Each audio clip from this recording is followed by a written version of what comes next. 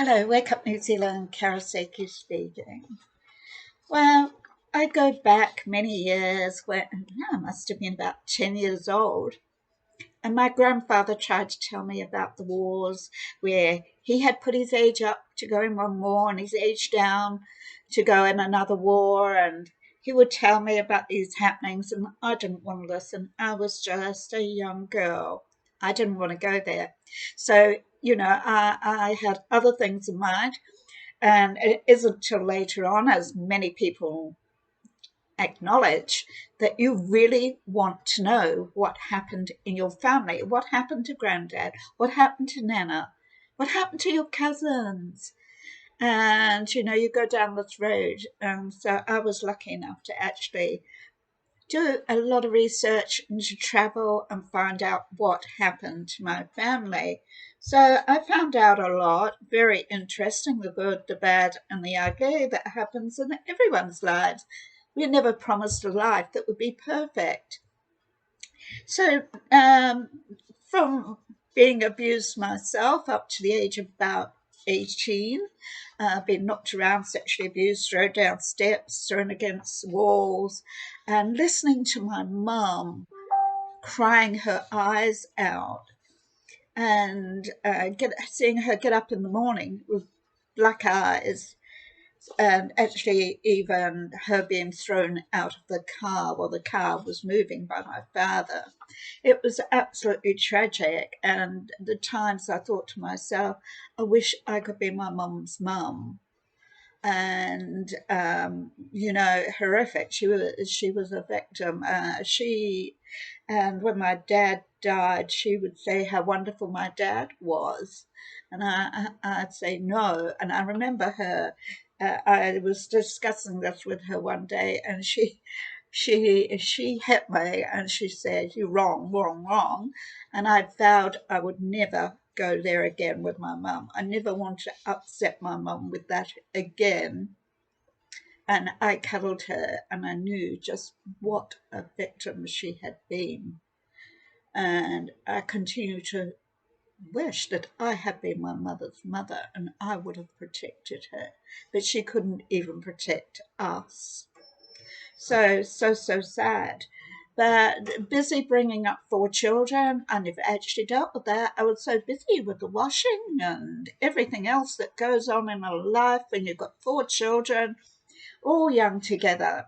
And it wasn't until they had actually left home, I thought, oh, I've got to do something. I've got to do something with my life. So I decided to work around victims of crime, crisis intervention. But then I soon realized that I had my own problems and I needed to sort them out. So I went about sorting those out.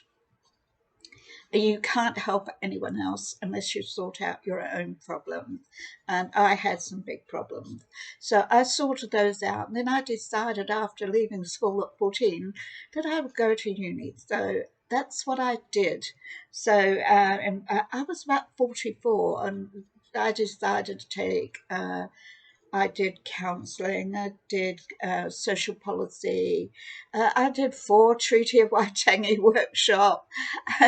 Yeah, you had to do that then. You had to stroke the system to get what you wanted, and that's how it worked.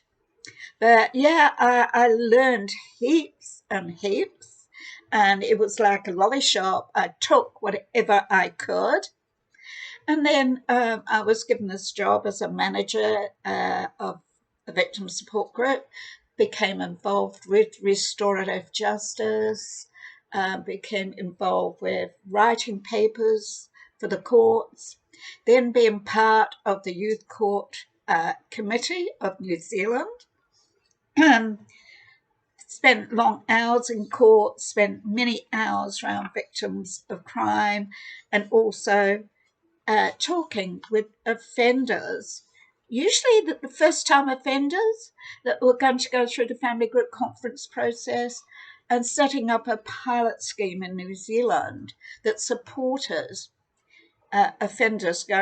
victims going through family group conferences. Because what we had found was victims would turn up at a family group conference, a young person or several young persons might be there, with their families, the room would be full of the offenders' families or the offender families and one victim. So something had to be done there because victims were becoming re-victimised. So that was part of the pilot scheme, advocating for the victim and actually supporting the victim. So being on 24-hour call around homicides and suicides, and yes, some very, very sad happenings. But I felt it was a privilege actually to be able to work with these people, to support them, to show where they could get help if they needed it. Knowledge, walking beside someone, letting them tell their story. Everyone's got a different story to tell. Not one story is the same, but all individually unique. So I supported people from many cultures, many cultures, and it's strange, you recognise the culture. Like young island boys, I would notice when I went to visit their homes, and the family would talk about what he had done, and he would have his head down in shame. Felt so ashamed that he had done this to his family. And it was very obvious in a lot of those islanders' homes what was happening there. So family group conferences, no good for recidivist offenders. And I do think there should be one law for all, no matter, shouldn't have race-based laws.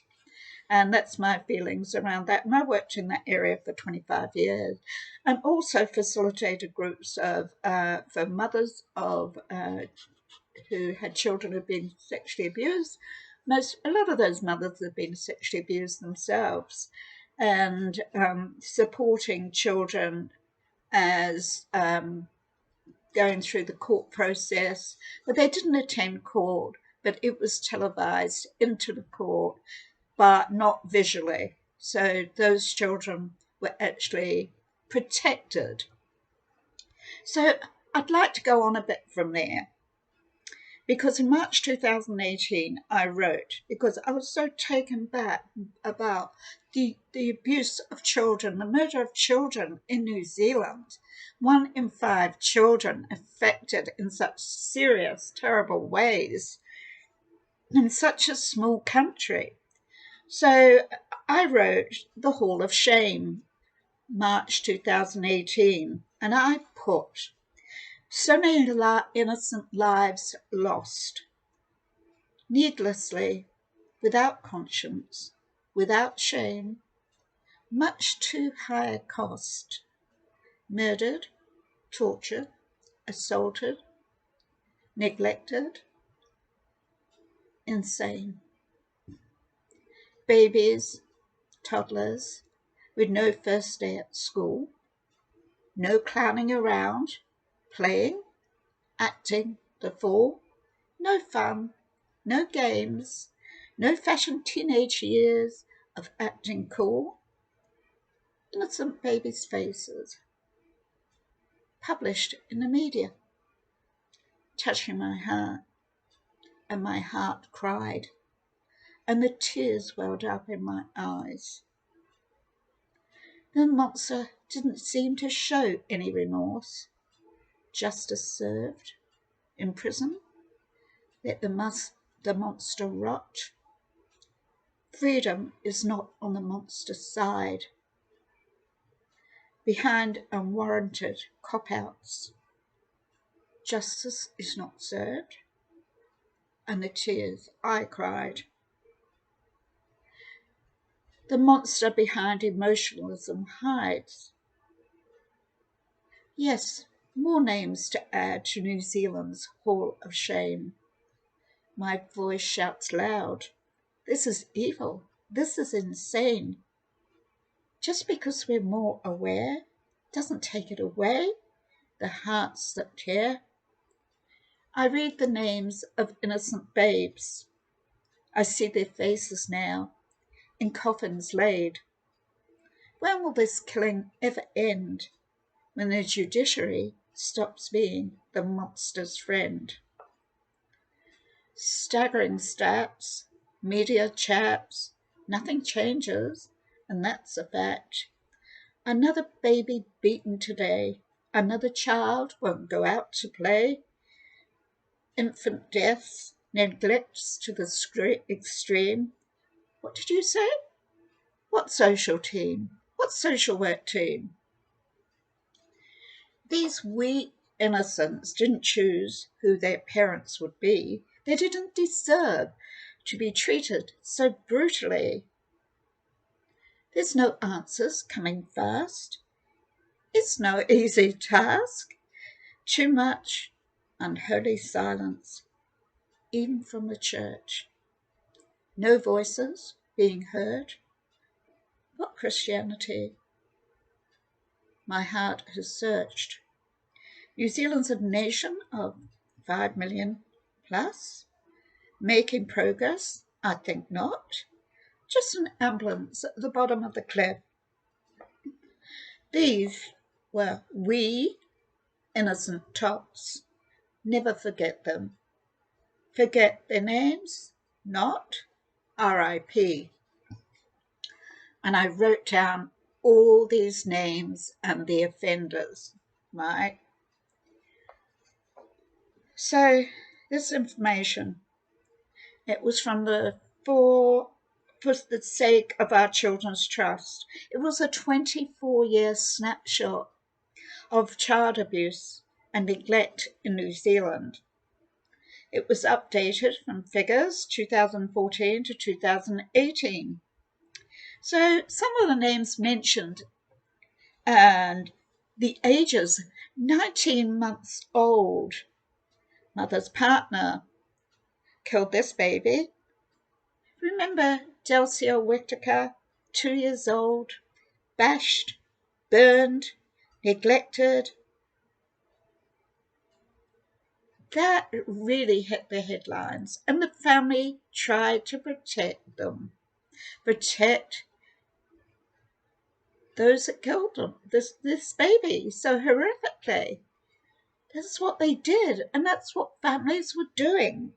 And there was Craig Manicure, 11 years old, beaten, kicked to death, yes, by a biological father. And Jordan Ashby, 3 years old, beaten to death by mother's partner, Mary mother's partner. Jaden Perrin, 10 months, head injuries, was acquitted of murder, mother's partner and her, acquitted of murder. Titchener Crossland, 3 years old, traumatic head injuries. Another one here, 2 years, cerebral swelling after being shaken, no care by 2 aunts, an aunt and her sister. And this continues. They still haven't got a solution to this. Every political crony in the cesspit of Wellington are as guilty as, because they cannot get the damn act together to stop this from happening. So they're all a party to the crime as far as I see. So think about it. 3-year-old baby was put in the corner of the room. She was thrown against the wall. She was put in a clothes dryer with the heat turned up. She screamed. She kicked the door open. What did these bastards do? They folded her legs up, put her back in the dryer. Then after a little while, they took her out the dryer and they hung her on the clothesline and they spun it round and round and round as fast as they could. Even though she fell on her head 3 times from that clothesline, they still put her back on there. Child abuse in New Zealand is horrific. And what do they call it? Non-accidental killing. I call it evil, barbaric murder.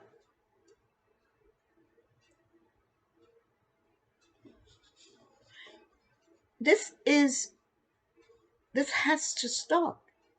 You think while you're doing your shopping and what have you, another child is being beaten. As you sit down for your meal, another child is being neglected. I kid you not. So today I will be updating my poem to the numbers on the list. There are many more. I have many numbers of children that have been abused and they're offenders. So those political cronies, every one of them, I don't care what party it is, those political cronies in the cesspit of Wellington, they are all guilty, a party to the murder, the failings, the neglect, the serious abuse of our children in New Zealand. And we go about our lives like this isn't happening. We need to talk about this.